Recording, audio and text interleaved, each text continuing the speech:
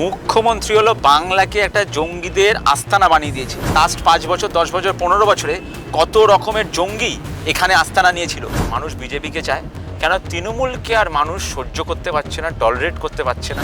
মুখ্যমন্ত্রী এদের একটা সেফ হোম, সেটা বাংলাদেশি হোক, পাকিস্তানি হোক, যেখানেই হোক। অন্য জায়গায় বোম ফাটিয়ে এসে খিদিরপুরে থাকে। West Bengal is the safe haven for terrorist. Trinamool ভেবেছিল 40 লাখ মৃত ভোটার আছে বাংলায়, তাদেরকে দিয়ে ভোট দেওয়া হবে। মুখ্যমন্ত্রী এদের দিয়েই ভোট চালায়। মুখ্যমন্ত্রী is a danger herself to national security. 26 সালে প্রাক্তন মুখ্যমন্ত্রী হয়ে যাবে, আর যুবরাজ তখন যুবরাজ থাকবে না, যুবরাজ অন্য কোথাও পালিয়ে যাবে। বিহারের যা উইন হয়েছে সেটা বাংলায় রিফ্লেক্ট করবে, এবং আমি বাংলার প্রতিটা মানুষকে অনুরোধ করব যে আপনারা বিহার থেকে শিখুন।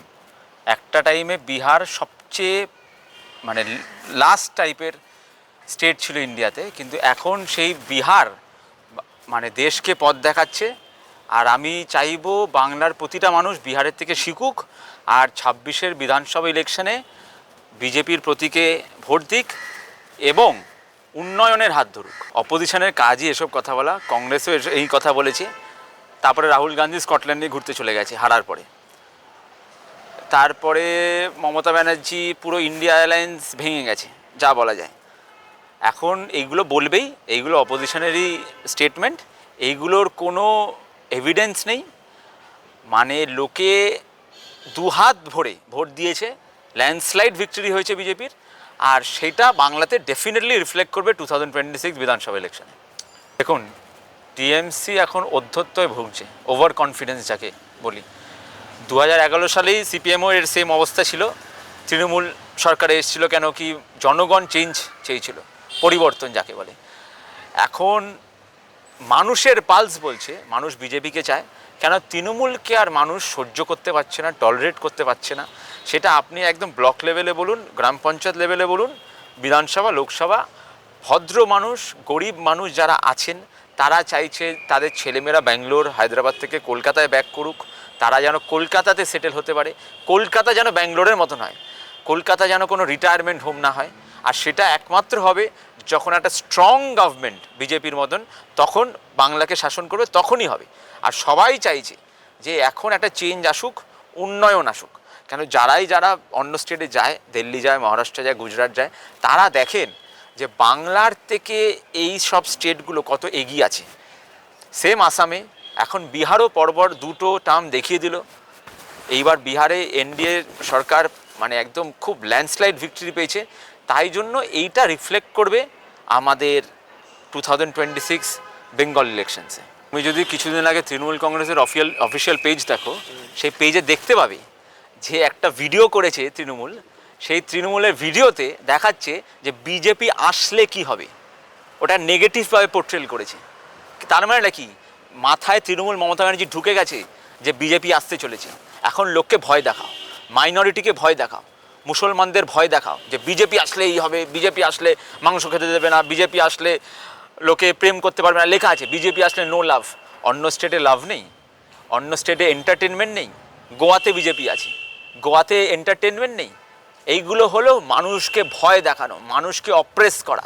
স্পেশালি এই 35% পপুলেশন যেটা ভোট ব্যাঙ্ক, তাকে অপ্রেস করা, ভয় দেখানো, বিজেপি আসলেই হবে। আজকে দিল্লির ভোটে, আজকে বিহারের ভোটে এমন মেজরিটি, মুসলিম মেজরিটি কনস্টিটিউয়েন্সিজ আছে যেগুলো বিজেপি জিতেছে। সেখানে আমরা জিতেছি, সেটা বিজেপি জিতেছে। আর সেটা বাংলার, আমি প্রতিটা মুসলমানকে বলতে চাই, আর আপনারা এই যে একটা ভয় বাতাবরণ তৈরি করে তৃণমূল যে বিজেপি অ্যান্টি মুসলিম, এসবে বিশ্বাস করবেন না। BJP is anti not development, anti terrorist, anti Indian যদি হয় তাদের এগেনস্টে বিজেপি। আপনারা যদি সত্যিকারে ইন্ডিয়ান মুসলিম হন, আপনারা উন্নতির প্রতীকে হাত দেবেন, আপনারা কোনো সময় জিহাদিদের হাত ধরবেন না। তাই জন্য আপনাদের আমি রিকোয়েস্ট করব, 26 সালে বিজেপিকে ভোট দিন, আর বাংলাকেও গুজরাটের মতন বানান, মহারাষ্ট্রের মতন বানান। অভিষেক ব্যানার্জি প্লাস তার পিসি মমতা ব্যানার্জি বলেছিলেন যে একদম এরা নাকি এসআইআর করতে দেবে না, রক্ত বন্যা বইবে, কিচ্ছু হবে না। ইলেকশন কমিশন এসআইআর করবে। জনগণরা এসআইআরকে সাপোর্ট করছে, কেন জনগণ বুঝছে। দেখছেন আজকে Sealdah station, Howrah station, border দেখুন, সব ইঁদুরের মতন বেরিয়ে যাচ্ছে। এরা আমাদের দেশে থাকতে পারে না, এরা বৈধ নাগরিক না। আর ইন্ডিয়া অ্যাজ আ কান্ট্রি এইটা করতে পারে, এসআইআর করতে পারে।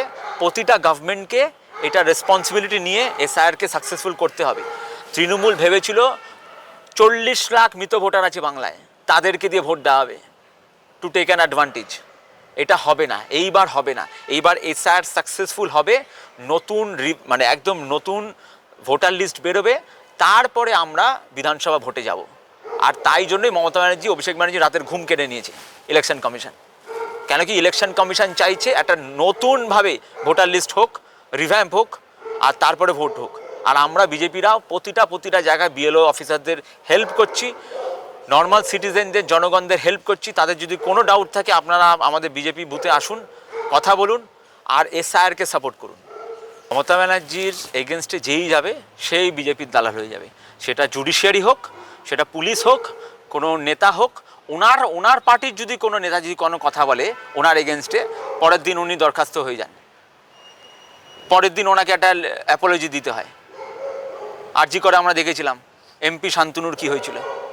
তাই জন্য ওনার এগেনস্টে যেই যাবে সেই অ্যান্টি ন্যাশনাল, সেই বিজেপির বন্ধু। কিন্তু ইলেকশন কমিশন কার বন্ধু না।